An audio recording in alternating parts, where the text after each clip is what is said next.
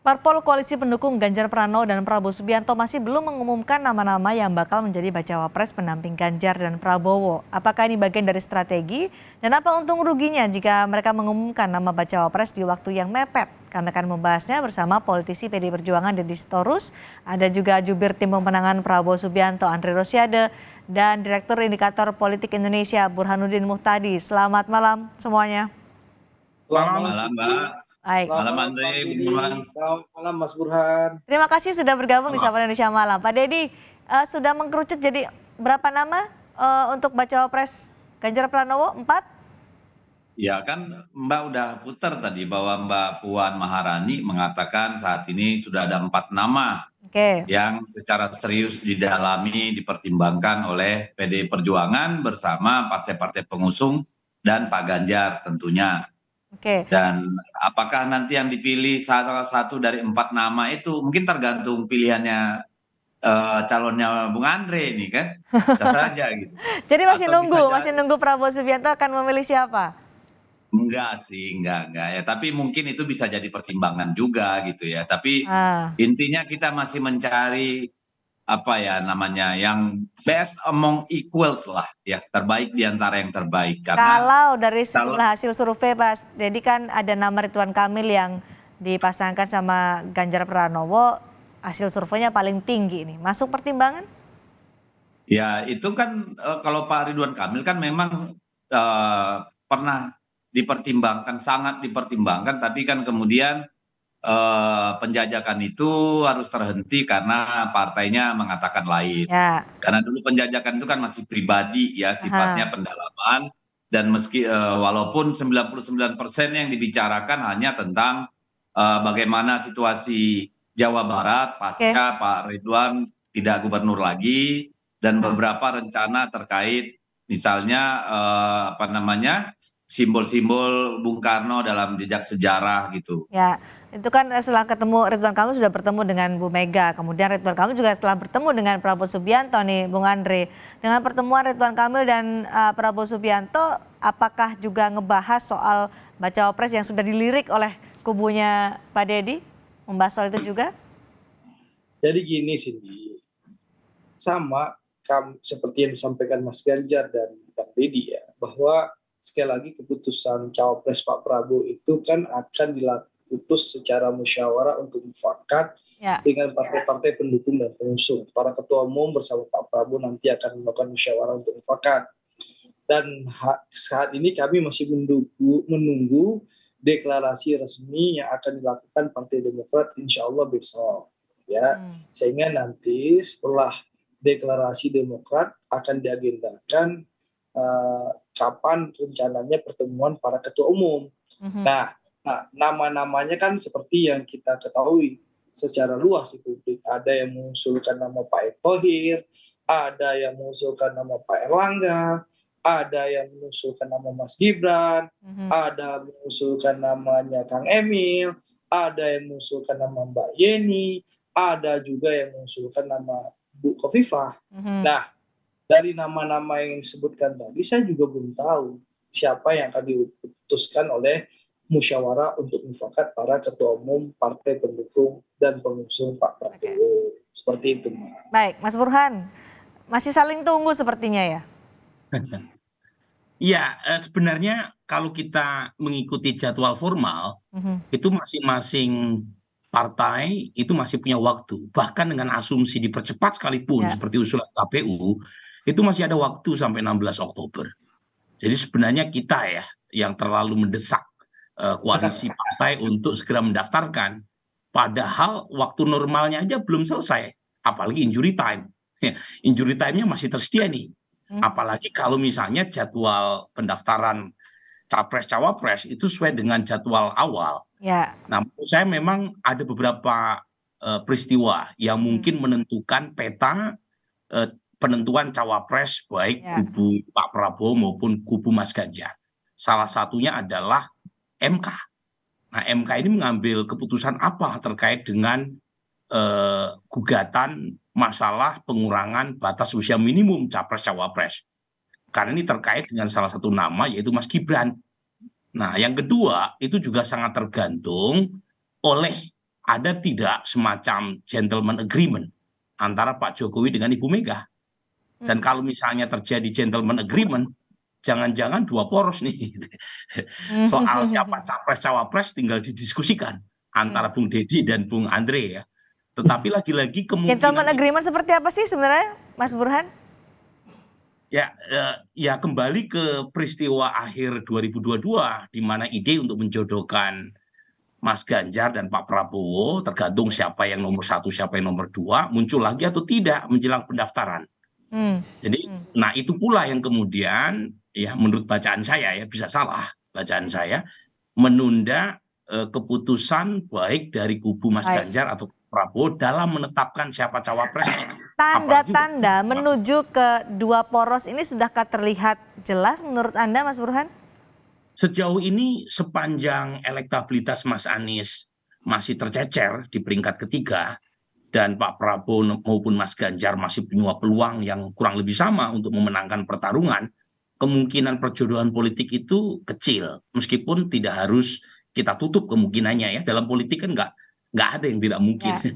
Jadi kemungkinan itu tetap ada, tetapi sepanjang tidak ada yang mengalah siapa yang menjadi cawapres, apalagi Mas Ganjar dan Pak Prabowo juga punya peluang yang kurang lebih sama untuk memenangkan pertarungan, dan Mas Anies sebagai capres antitesa ya dianggap tidak punya potensi untuk menciptakan kejutan di putaran pertama, ya kemungkinan perjodohan politik itu kecil. Menurut saya ya, bisa salah. Tapi tanda-tanda itu sudah ada ya. Betul Pak Deddy, ini menunggu terwujudnya dua poros? Dua poros maksudnya gimana Mbak? Jadi tadi disebutkan oleh Mas Burhan nanti ada perjodohan politik antara Prabowo Subianto dan juga Ganjar Pranowo. Jadi dua poros dari Anies Baswedan dan Muhaimin, kemudian Ganjar dan Prabowo. Tapi siapa yang jadi satu atau dua belum terlihat. Mungkinkah itu terjadi? Kita, kalau dari sisi rakyat Indonesia, saya alhamdulillah itu kalau bisa terjadi, menghemat banyak itu. Tidak saja biaya, waktu, tapi juga energi ya. Tapi kita serahkan itu pada para pemimpin lah untuk membicarakan. Saya lebih tertarik untuk mengatakan bahwa memang karena ketatnya pertarungan ini tentu semua partai-partai yang mengusung pasangan calon tentu membutuhkan pendalaman, perenungan gitu ya, simulasi, lalu intuisi untuk mencari calon terbaik untuk menjadi pasangan dari masing-masing calon. Tapi perjodohan politik Ganjar dan Prabowo itu masih juga terbuka di PD Perjuangan ya? Pak Deddy? Pak Deddy? Wah, saya pribadi akan sangat berbahagia kan Pak Ganjar dan Pak Prabowo kan dua-duanya diberi mandat oleh keputusan tertinggi partai masing-masing untuk mencalonkan sebagai presiden. Dan kalau memang ada peluang untuk kemudian itu bisa didiskusikan, saya kira sebagai rakyat Indonesia seperti saya katakan tadi, wah itu satu kabar gembira gitu. Gerindra juga membuka peluang soal dua poros Ganjar Prabowo, siapapun itu, Prabowo Ganjar atau Ganjar Prabowo, Bung Andre? Pertama, satu ya, Gerindra itu mengusung Pak Prabowo sebagai calon presiden. Ya, opsi apapun terbuka selama Pak Prabowo yang menjadi calon presiden. Itu pertama. Yang kedua, memang agak rumit ya Bang Deddy kalau kami berdua bergabung karena Rapimnas Partai Gerindra memutuskan Pak Prabowo, Ibu Mega sesuai mandat Kongres PDI Perjuangan ya Pak. Itu juga sudah memutus nama Mas Ganjar. Memang agak rumit ya. Tapi walau bisawab, kalau di kami syaratnya satu saja, Pak Prabowo yang jadi calon presiden. Itulah. Syaratnya itu bisa saja dua poros tapi Prabowo presiden gitu. Tapi tentu Bang Deddy juga akan bilang syaratnya Mas Ganjar presiden. Jadi rumit kalau menurut kami gitu. Serumit itu kah Mas Burhan? Ya memang itu yang menjadi ganjalan ya bagi terwujudnya koalisi besar faksi pendukung pemerintah. Karena per hari ini memang antara Pak Prabowo dengan Mas Ganjar masing-masing mengantongi mandat sebagai capres. Jadi secara hitung-hitungan konfigurasi politik memang masih sulit. Apalagi misalnya PDI Perjuangan kan bisa saja berargumen sebagai partai pemenang. Apalagi tanpa harus berkoalisi dengan partai lain, Mas Ganjar bisa maju. Demikian juga dengan Pak Prabowo. Pak Prabowo lebih senior ketimbang Mas Ganjar. apalagi elektabilitasnya minimal dari head to head masih unggul meskipun mengalami penipisan jarak. Jadi lagi-lagi konfigurasi menjodohkan dua capres ini per hari ini masih sulit. Ya, Tetapi lagi-lagi tidak ada sesuatu kata yang yang tidak mustahil mungkin ya. dalam politik. Jadi kita tetap harus buka opsinya minimal sebelum janur kuning melengkung ya, sebelum koalisi itu didaftarkan ke lembar akad negara melalui KPU, Ya. apapun bisa terjadi. Gitu. Lebih mungkin mana Ganjar Prabowo Ganjar atau Ganjar dengan Ridwan Kamil, Prabowo dengan Ridwan Kamil atau Erick Thohir? Per hari ini kemungkinan 3 poros. Artinya Mas Ganjar maju sendiri dengan cawapresnya, Ya. Pak Prabowo maju sendiri dengan cawapresnya, dan Mas Anies. Yang sulit terjadi adalah 4 poros, terutama setelah Partai Demokrat mendeklarasikan bergabung. cintanya pada Bung Andre kan gitu. Oke, Bung Andre, kalau kita bicara tidak Ganjar Prabowo deh, tapi ada nama-nama Ridwan Kamil, ada Erick Thohir disebut-sebut dekat dengan Prabowo Subianto, dari survei juga angkanya bagus. Mana yang paling dekat dengan Prabowo? Secara ideologi, secara kedekatan personal, Erick Thohir dan juga Ridwan Kamil. Semuanya dekat dengan Pak Prabowo. Bahkan Pak Prabowo di salah satu podcast sudah menyampaikan bahwa beliau bisa bekerja sama dengan seluruh tokoh-tokoh yang ada, termasuk dengan Mas Ganjar, Prof. Mahfud, Pak Erik, Pak Erlangga, ya, semua tokoh itu semua dekat dengan Pak Prabowo, dan Pak Prabowo mampu dan bisa bekerja sama dengan tokoh-tokoh itu. Nah, urusan cawapres itu nggak kewenangan Andre Rosiade, Mbak Siti. Itu kewenangan para ketua umum yang akan melakukan musyawarah untuk mufakat. Tapi kalau dibilang kedekatan, mampu dan bisa bekerja sama, insya Allah Pak Prabowo bisa dengan seluruh tokoh. Dengan Pak Erlangga ya sama-sama kabinetnya Pak Jokowi, ya sama-sama membantu Pak Jokowi.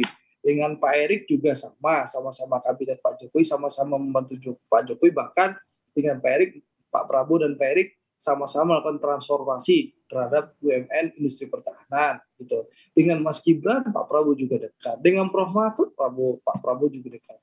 Dengan Kang Emil punya sejarah yang panjang. Mbak Yeni Wahid juga sama. Dengan Mas Ganjar, Pak Prabowo juga punya hubungan yang sangat baik.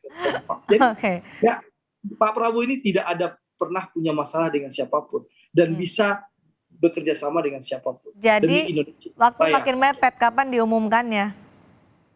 Yang jelas insya Allah sebelum pendaftaran KPU akan kita umumkan. Nah, itu dalam hitungan jam juga sebelum ya.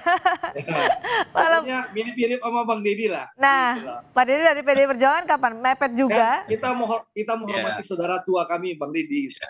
Kita kan menghormati yang lebih senior dan lebih dahulu lah. Kan Pak Prabowo lebih senior, kemudian lebih dahulu mendeklarasikan diri. Ya kita harus tahu diri juga lah, kasih senior dulu dan yang sudah lebih dulu gitu loh.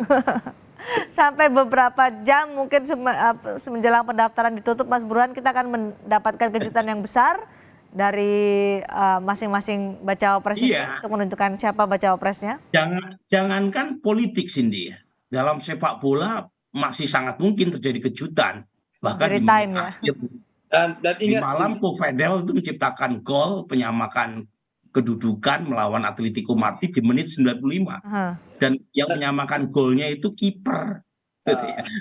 Jadi itu sepak bola, apalagi politik, pasti kejutannya lebih heboh ketimbang sepak bola. Jadi kita tunggu saja drama ini. Untung ruginya apa sih yang belum mengumumkan bacawa pres nih? Sing sabar, Cindy. Intinya gitu, sing sabar. Cukup susu. Memang gini, kalau plusnya ya, kalau misalnya menunda, itu artinya memberi semacam harapan kepada bakal calon wakil presiden untuk dipinang baik oleh Pak Prabowo atau Mas Ganjar. Tapi kalau putuskan dari awal, misalnya kasus Mas Anies tuh memutuskan Muhaimin Iskandar sebagai cawapres, itu banyak cawapres yang awalnya punya ekspektasi dipilih Mas Anies langsung kecewa, langsung lunglai, lemas, dan akhirnya mencari kawan koalisi yang lain kan. Nah kalau misalnya diumumkan di ujung, paling tidak memberi harapan dan sekaligus tadi ibarat permainan catur ya, itu masing-masing menunggu langkah bidak yang dimainkan oleh pihak lawan. Jadi ada plus minusnya, artinya secara politik rasional juga menunda pengumuman cawapres sampai di ujung.